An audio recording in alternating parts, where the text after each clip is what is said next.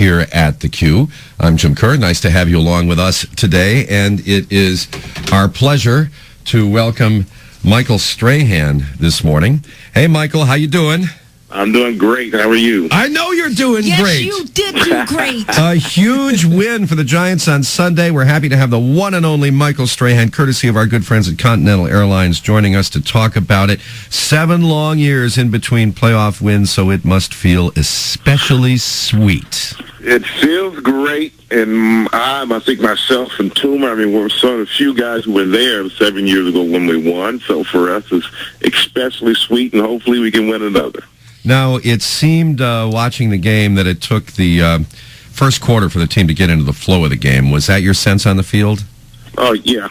I think that first quarter they came out, really emotional and playing at a really fast pace, and it took us about a quarter to match it and exceed it, and those are the type of things that we're going to have to get better at as we go along these playoffs, because if we don't, we probably won't advance. I've noticed a change in you compared to 7 years ago, Michael. You really look like you were having fun out there. Yeah, I tell you, that's the only way I was able to come back this year. I said, well, if I come back, I'm going to have fun. I'm not going to I'm not going to stress about worrying about if I'm going to play well and what people are going to think and if I'm going to live up to anything.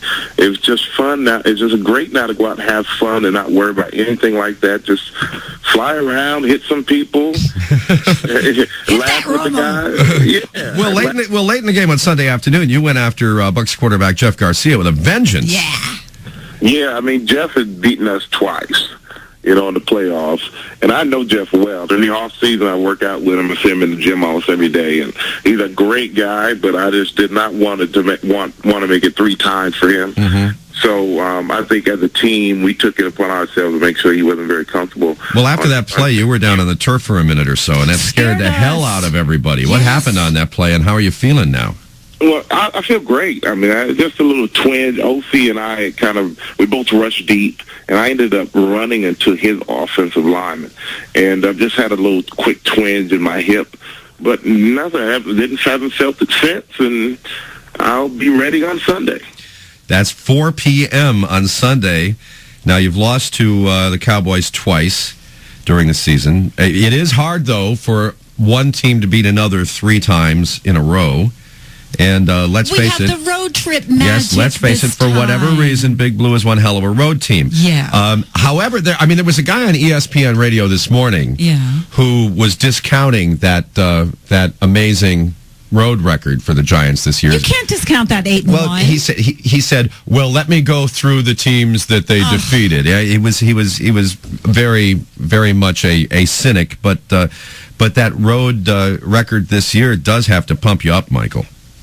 Yeah, the road record makes us feel good. It makes me feel good that we can win when our backs are against the wall, when nobody's rooting for us. And I think some strange way we kind of like being on the road. And, in this business, everybody's going to discount anything you do. You have people discount what the Patriots have done. They're 16-0. So you can never please everybody. You're always going to have critics. The only way to prove them wrong or to shut them up is to win. And that's what our focus is, to win. But not to win for them. Our focus is to win for ourselves, to keep this thing going. Well, look at Michael. I know that you didn't beat the Patriots, but you scared the hell out of them. So when you face them again pretty soon, they're going to be freaked. Knock wood. Yeah, I like the way you think. They're going to be freaked. I think that, in that game, playing those guys, we're upset. I'm very upset we didn't win, because that would have been a great thing to win that game. We definitely had it in our hands and let it go.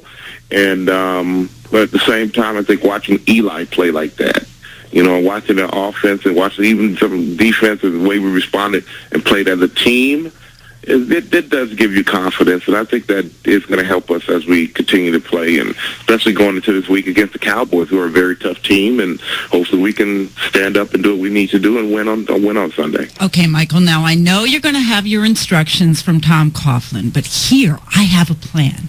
Every time you get near Romo to sack him, you go, Jessica. What do you think? Well, I hope she shows up. Yeah, everybody hopes she shows up.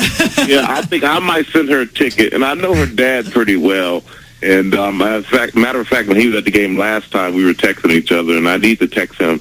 I'll start out by texting him today, saying, make sure you bring your daughter to the game. Wait a minute. Why are you such good friends with Jessica Simpson's dad? I had met him, over the course of the years. We just became good friends. We played golf together. I've met him too, Shelly.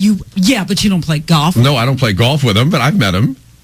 So, I mean, just from that, it's amazing who you meet and the people you end up associating with. So hopefully I can talk him into bringing his daughter to the game, and maybe they can let her sit on the sideline this time. Well, your biggest problem is going to be finding enough tickets for your family and friends, right? That is a problem. I've been getting calls, and each call is for at least 10 tickets. Well, how many tickets do you get?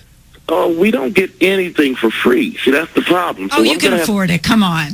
Well, the thing is, playoff checks are not the same as regular season checks. Ah. And what family wants to do is your family wants 10 tickets, 20 tickets, 30 tickets. I only know probably 2 out of the 30 people. So I have a problem with that, So we'll see. I'll have to explain to them exactly how it works, and then we'll find out how many tickets they really need. Okay, in your post-game interview on Sunday, you were getting heckled by Tiki Barber, but you thought it was his brother? It was dark in the back. All I could see was the famous shape of the barber bald head. And those teeth, whiter than white. Yeah, I couldn't really see the face. And then when I went back there, I said, "Oh, you're Tiki." And Rondé was standing right next to them. But I have no trouble telling those two apart, but it was a little dark. All right, well, good luck on Sunday. We'll talk with you next week. All right, thank you both very much. Okay, have a good one. 7:46 here at Q1043. Here's what satisfied customers